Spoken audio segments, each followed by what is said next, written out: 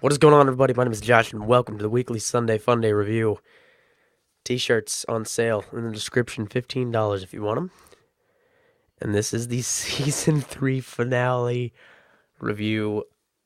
I can't believe how amazing this episode was. I can't believe how incredible this episode was. I can't believe how well this episode was put together, how much it leads into the next season, how much room there is for more development, more character development, more story development. Everything about this episode was just so amazing. This video, it might run close to 20 minutes long. And I'm gonna have to do a few shout outs because I'm getting text messages right now. Shout out to my friend Robbie. Best episode yet. Shout out to my friend Rob. But I agree. Best episode yet of any season by far, of season 3, of season 1, of season 2. I just can't think of a better episode there is, or even a better show. I've And then plus, I don't know, I might do a review of Justified season 4 finale. I don't know about that, but that's on Tuesday. But let's talk about this show. Just wow. I can't believe how amazing this episode was. So good. Let's get started. Okay, so we start off. If you guys remember from last week's episode, Milton basically confessed to burning the walkers that the governor was going to use against the prison group. So we start off the episode when the governor is basically beating the hell out of Milton, just basically giving him his punishment. And Milton asks the governor if he killed Andrea. And the governor says, no. I mean, I have her in this other room if you want to see her. Basically, that's what he says. So he brings... And message shout out to my friend Jake, who says this nice ending to The Walking Dead, pretty epic. I'm gonna have to do a lot of them. I bet I'm gonna get a lot of texts because a lot of my friends know that this is my show. So and normally I watch it with Jake. Normally he's here with me, but he was not here today. He's at his dad's house. But anyway, this is for you viewers that actually know what's going on here on my channel. But yeah. He takes Milton to Andrea, and Andrea is there, and she's glad to see Milton, glad to see he's alive, but glad to see that he got the shit kicked out of him. The governor says, go get those tools. I'm not going to need them. We're not going to torture him anymore. Gives Milton a knife and says, kill her. Milton walks towards her, turns around, and tries to stab the governor. The governor takes the knife, stabs Milton a couple times in the stomach, and says, you're going to turn, and I'm going to lock you guys in here, and when you turn, you are going to eat her brains, and that'll be the end of both of you. But Milton did not take all the tools. He left a pair of, I don't know what you want to call them. Like, he left like a tool, like a clamp or like a bolt cutter sort of thing, and he left it on the floor behind Andrea's chair. So before he's bleeding out, he tells Andrea that the tool is there, and they have talks, like why did she not leave and all that. That happens throughout the course of the episode, but basically, I'm just gonna finish Andrea's point of view in this episode. I just want to go like sort of by group, and I just want to finish Andrea's portion, even though it happens throughout the episode. It doesn't happen all at once. I just want to get it done and over with, so I can get that out of the way. She gets the tool, and by the time that Milton turns, she just gets it in her hand, and she cuts off one of the handcuffs, and she just cuts the other one, and you see Milton walking towards her. The camera backs out of the room so you can't fully see them anymore, and you just hear her stab him with the bolt cutters or whatever she does, hits him over the head with it or something, and you just hear a body fall and then silence. So you don't know what necessarily happens. You just know that somebody fell. There was a smash and somebody fell, and that's what happened. It doesn't necessarily like give you any details on what happened there, but it definitely it tells you what happened. Then we move on. This is where it gets juicy. This is where it gets interesting. And I'm just like, I'm sitting here like this, like the whole episode. I was laughing. I was like talking how I am right now. Like, I talk out loud when I'm watching these episodes. It's so amazing. And this episode, like, oh, makes me laugh, makes me cry, makes me cringe, makes me go, like, oh, and then here's the weekly shout out to O'Connor. I bet parenting, I bet parenting 101. Oh, come on. O'Connor's messages never focus. Oh, just want to focus this. I bet parenting 101 doesn't address what to do when your kid shoots someone. That gets into a little bit later, but I mean, we'll get there. Then we get into the juicy parts. And Rick and the prison group are packing up. They get everything out of the prison, and they put it in their cars, guns and all. They're moving out. They're leaving. They're moving out. Carl says to his father he wants to help them. Not sure what that means yet. I mean, I know what it means. I'm sure you know what it means, but if you haven't seen the episode and you're just listening to this review just for a recap of the episode before you watch it, say, I mean, I don't know what you guys do. This is more of like a discussion than like, contemplating ideas and stuff like that. And Carl says to Rick he wants to help, but like he's sort of mad, and you don't know why, and it's because his father doesn't want him to help and like be a part of like what they're doing, so they leave. Then we get the governor doing this big speech. They're gonna kill us, and they're not gonna stop until they kill every last one of us, and blah blah blah. Total bullshit coming out of my mouth right now, because everything the governor says is just a complete and utter lie, and we know that because he's just lied about every single thing. He's lied about Andrea. He's lied about pretty much everything. He doesn't stop lying. Then Tyrese and his sister, I believe it's his sister. I'm pretty sure it's his sister. Don't know her name. I'm just gonna refer to her as Tyrese's sister. They say this isn't their fight. This is just they're staying here. They'll protect the children and the women, and who stayed back. They'll protect them, and they're the only people that's staying back, protecting with guns. So basically, the governor just leaves his group for the dead. He doesn't give a shit. He's going full force at the prison group. Everybody's got a gun. Who's able to fight. But Tyrese and his sister stayed back to protect them. Smart move on their part. They go in full force. I think 4 vehicles, 2 pickup trucks, and 2 army trucks. They have a grenade launcher, which Martinez is carrying along with his MP5, and they have a army jeep with a turret on it. They might have 2 turrets. I'm not sure. But if you do remember that in the last episode, Michonne had the idea of setting up like barbed wire and spikes, so if they did come in, I was trying to do my best not to cough, but it happened. Sorry if it happens again. I got a bad cough. Continuing on. They set up barbed wire and tire spikes just in case they did come in. They would pop a flat tire and they wouldn't be able to move. So they hit it full force. They're blowing up the towers. They're shooting everything, and they get out. They unleash everything. All their soldiers, foot soldiers. There's got to be at least 50 to 100 people on the move, foot soldiering. They move into the prison. They're not there. The prison group isn't there. They're looking throughout the prison. They're then going into different sectors. All of a sudden, tear gas or whatever, smoke, and the alarm starts going off. And out of nowhere, gunshots and walkers and just chaos. And then we see Maggie and Glenn in full body armor, like face mask, riot gear, just killing people. Just shooting everybody down, killing people. And it looks like they're missing, but I think they hit some people. I'm not necessarily sure about that, but pretty sure they did hit people. Huge, amazing win. We got Rick coming out, Daryl, Michonne, everybody shooting. People are dying, and no one from the prison group dies. Great trap played by the prison. They had me fooled.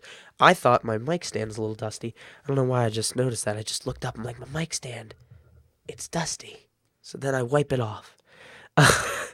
um, my friend Nate, I bet. Holy shit, Walking Dead orgasm. Shout out to Nate. Let me show you. I gotta show you. Holy shit, Walking Dead orgasm. Okay, you guys saw that. Let me put this back. Beautiful. Okay. What was I saying? Yeah, beautiful played out trap by Rick. I don't know who concocted that, but it was great. And they had me fooled. I thought they left the prison and they were just blowing shit up for no reason. They take down a bunch of people there. At least I want to say 20, 25, 30 people died in that fight. None of the prison group died. Great victory for the prison. They then go to get in the vehicles. The Woodbury group falls back, and they get into the vehicles. And I think his name is Ben. He was part of Tyrese's group. And last week, Merle killed Ben's son. So that was Ben's pissed. He wants to kill these guys. So he gets on the turret, and the turret's jammed. And it was the vehicle that the tires popped. So they couldn't get into that vehicle. Everybody gets in the remaining 3 vehicles, and they drive away. They then pull over to the side of the road. The governor goes in front of the whole line of cars, stops in front of everybody, gets out, and he's like, "What the hell is wrong with you people? What are you doing? We need to turn around. We need to go back there full force. Kill them. Let's do it right now." And basically, they're like, "That was a slaughter. Why would we go back there?" And all of a sudden, you're looking at Philip, the governor. You're looking at him, and he's sort of like blocking out everything. He's hearing like, oh, I forgot to mention one thing. But Philip is like, he's going crazy. He's starting to hear a ringing in his ears. He's muffling out everything else. But before I continue on, what happens to Philip? You see in the woods that all the prison group's vehicles are all in the woods, and Herschel and the kids are out there. And a kid is running away from the Woodbury group. He's got a shotgun, and they tell him to drop his weapon. And he's about to hand over his weapon. Carl shoots him right in the face. I was like, holy shit, Carl, you asshole. Like, I have come to realize after this episode, I hate Carl more than anyone in this world. No offense to Chandler Riggs. I don't mind Chandler Riggs. I just don't like your character. If you're watching this, Chandler, I hate your character. Carl, you suck. But Chandler, you're alright. We continue on. Philip, he's going crazy. He's like, people, shut up. Takes his AUG, starts spraying him down. He's and Martinez is like, holy shit, Martinez of all people is freaking out. And the black guy, the reggae guy, is like freaking out. And he's just shooting people. He's killing everybody. As if that wasn't enough, there's a bunch of people that were running away and he killed. They're all laying on the ground. He's going, he's popping another one into their heads. There's one survivor, one girl. Forget her name. Caroline, maybe? I think that's her name, Caroline. She is underneath someone. She stops breathing. He's just about to shoot her. It would have gone through the guy's head and into her head as well. But she stops breathing. He doesn't shoot him. Walks away. She gets away. She hides in the vehicle. And the governor and Martinez and the black guy, I'm not sure what his name was, they drive away in their Dodge. I thought they were going back to Blueberry, but I don't know where they went. They kind of just went nowhere. What am I missing now? Okay, then we at that point it was going back to Andrea, but I already told you everything that happened with Andrea. So we move on back to the prison group, where they're celebrating their victory. They celebrated. I mean, that's. They decide that Michonne, Daryl, and Rick are going to go after the governor and make sure they kill everybody, make sure they drive him out for good. They are going to stay there, and they are going to tank it out because they do not want to give up the prison. Then we have Glenn, Maggie, Carol, and Carol's got her leather jacket, too, so she looks like a badass, not gonna lie. Maggie's sister and Herschel, stuffy nose, too, man. They're going to stay and hold down the fort while Daryl, Michonne, and Rick go and make sure the governor's dead. While they are on the road, they find where the governor where Woodbury group pulled off to the side of the road. They see all the dead people. A lot of them have turned into zombies. They're eating people. They kill off all the zombies that are there. And out comes Caroline in, I think that's her name. I hope I'm not saying that wrong. Or if even I have the right name. She goes up to the door and she's banging on the door of the truck. They save her. They bring her in. I mean, of course she's not friendly, but they don't kill her. They continue on to Woodbury, and they're going to attack Woodbury and make sure the governor is dead. So they get to Woodbury, and they have like a mini gunfight with Tyrese and his sister, but no one dies, nothing really happens. They just lower their weapons and walk into Woodbury. They think that Andrea is still alive and that they're keeping her there because Tyrese says the governor isn't there. So they look for Andrea, and they find a pool of blood by the door, which could have been from Milton, but it was most likely from Andrea. They find Andrea, and they're happy to see her. They think that she's okay, and she got bit, just this huge bite on the left side of her neck. Like, it's huge. Huge bite. Crazy bite. And at that point, Andrea says she wants to end it. She wants to end her own life. She doesn't want them to have to do it. She'll do it. And at that point, we have like a little sadness going on. It was kind of sad, I'm not going to lie. They have their moment. They say their goodbyes. And Daryl and Rick walk out of the room. But Michonne stays there because, Michonne and Andrea had this connection. They were there. They were with each other for almost a year, surviving like with the least bit amount of shelter and food, and just Andrea was sick, and Michonne helped her, saved her. They just had that relationship, that tight weave. Their relationship was like this. You can't break Michonne and Andrea. They were, they thought they were enemies, but in the end, they always cared for each other. That care was always there. So I'm glad that their last moments were together, or Andrea's last moment at least. So Andrea kills herself with Rick's gun, with Rick's revolver, which I don't know if that really signifies anything, but it's sort of like they were there from the start, so they were there in the end, which was nice. We then move on to seeing the prison group go back to the prison with a fortified bus with everybody that was left in Woodbury in it, and they're bringing them into the prison, and we see a few more things happen. Carl says to his father, "What is this? Like, why are we bringing these people in?" And Rick's like, "They're gonna stay here." Carl runs off in disgust, and I'm like, "Carl, you scumbag.